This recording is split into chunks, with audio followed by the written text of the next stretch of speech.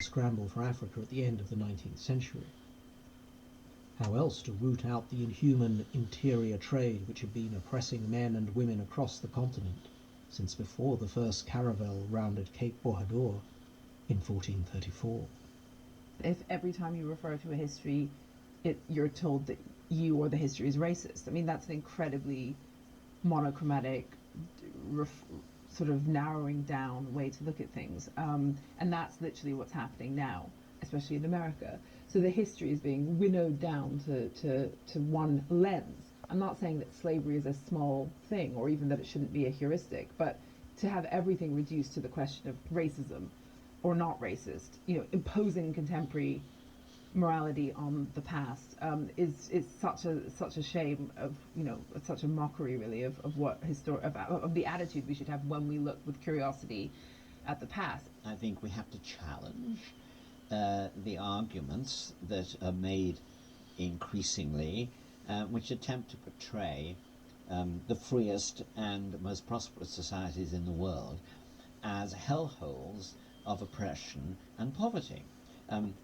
These are absurd, and we ought to have we not only have a kind of moral obligation, but we ought to feel a natural indignation when these libels are against us, of course, but they're also against our parents and grandparents.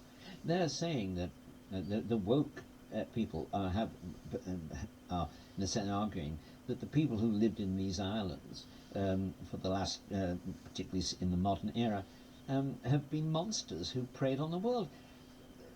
That is an utter absurdity. The West's imperial history deserves better than the self-serving or self-lacerating versions we had told ourselves.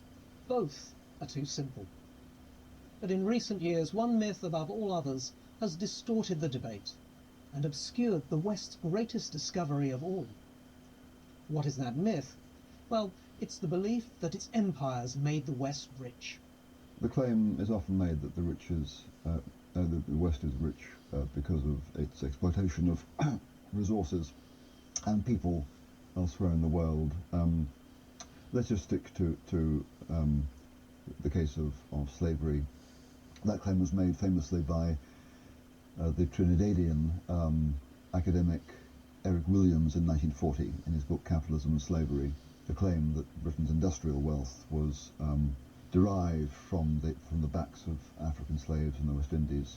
The consensus among economic historians of British colonialism and among historians of slavery is that this thesis has been widely discredited. And I'm there quoting David Bryan Davis, the doyen of American historians of abolition and slavery. He said that in 2010.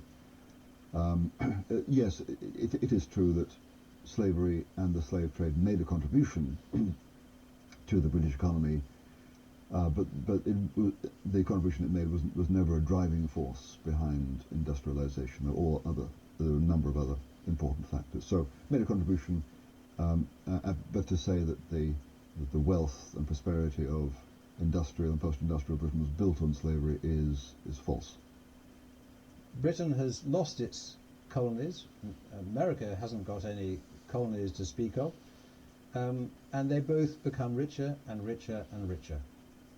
So I don't see how on earth you can claim it's through exploitation of certainly not of third world countries. Plunder and slavery were not what generated the West's wealth. The reality is very different. The West grew astonishingly rich thanks to economic growth, a discovery that took the form of one of the most shattering and liberating transitions in human history, the Industrial Revolution. The transformation of wealth that took place in the 19th century was incredible and far better off. I mean, people were in rags. They literally had famines. If you go back far enough, you have people eating bark in London to try and survive and dying of starvation. This is not some country idyllic paradise that we're comparing with. We're comparing with people working every day, long hours, winter and summer, with one set of clothes, and just horrible lives. So I think it's incontestable to anybody who seriously looks at the figures that life was far better by the end of the 19th century, and industrialization and agricultural revolution transformed for the better the lives of millions of people.